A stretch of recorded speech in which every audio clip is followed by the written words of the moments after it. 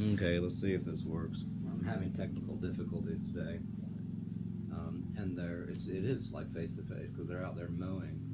My mom hires some folks to mow the lawn. So in any case, and then my wife called a couple of times, and then I noticed that I was talking for like 10 minutes and it didn't record anything because I was out of storage. So I deleted some stuff. So hopefully I'll have enough storage here. She called like twice. Thought it was like an emergency, but she was just, did I give my dog flea medicine this month? Yes. And I don't even know where it was, where we were.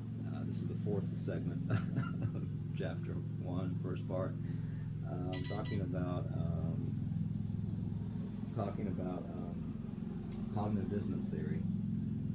I think avoid contrary information, reduce the importance of one of the cognitive elements. So the chance that all smoke will be harmful to me, or that smoke will be harmful to me, is so small. The chance I can get cancer is so small. It's just even those stuff. But in any case, and then third cognitive element, the supernatural forces that I'll let you read.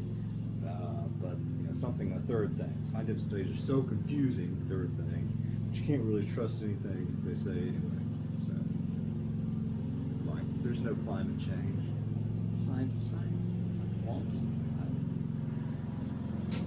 In any case, okay. So here's an example, and I'm not trying to be political here. Again, I try to give. It's a Monday, multiple points of view and everything like that. So let's say that I like Elizabeth Warren, which I sort of do, mainly because she's from Oklahoma. And she's been in the news lately in part because she endorsed Hillary Clinton, and that she also, Trump referred to her as Pocahontas because of her claim that she has Native American heritage. But that is controversial in itself because there's no proof.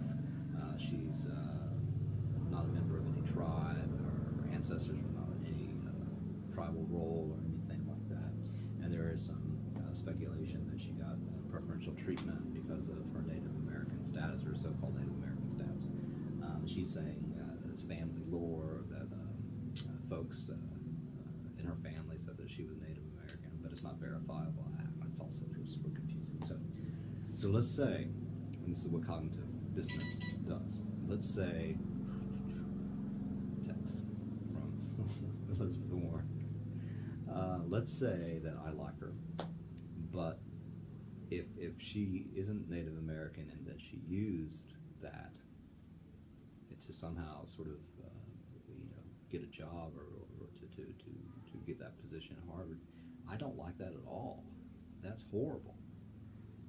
So that's dissonance, that's wonkiness. And so cognitive dissonance theory would say that I would probably, to reduce that wonkiness, to reduce that dissonance, I could do multiple things. I could change one of the ideas. Okay, I no longer like Elizabeth Warren. So, yeah, that would be one thing that I could do.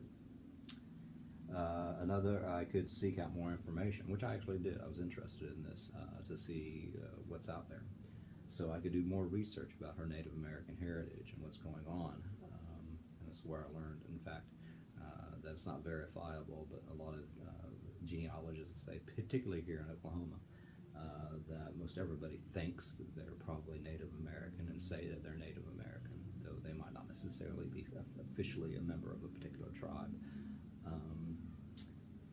I am not Native American. My parents come from Kansas and Minnesota.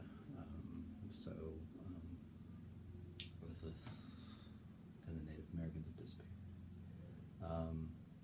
So apparently she thinks she is, but I don't know. Still, but I'd seek out more information, try to find out what's going on here. I'd avoid contrary information. So I don't want to hear anybody has anything to say about the fact that she's not Native American. So I could just completely avoid that. I could reduce the importance of one of the cognitive element. I don't care if she's Native American or not. I like her policies. Maybe get another thing that I could do, or introduce a third element. Okay, so the people who are saying that she is not Native American, I can't stand. Therefore,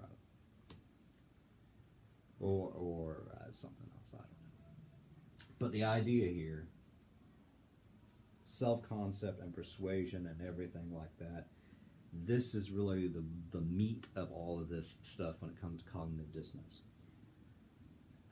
And some things to think about as a persuader and a persuadee. Should I try to cause dissonance as a persuader and then suggest ways for an audience to have balance again? Do you hate the way that you look? Why don't you why don't you wear a mask? I don't know.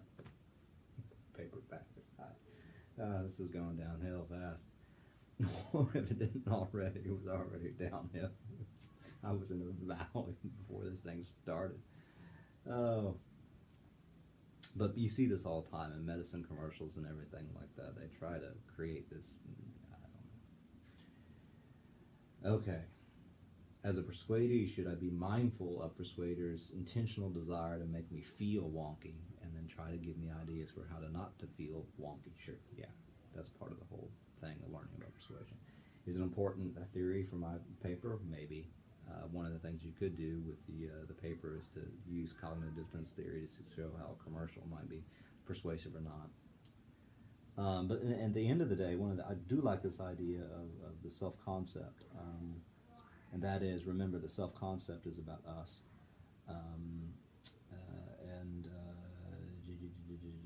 Where is it? Cognitive, but it remains a good way to explain persuasion in the media age. So we turn to media more frequently to learn who we are. Dissonance caused by media sources affects us in new and different ways.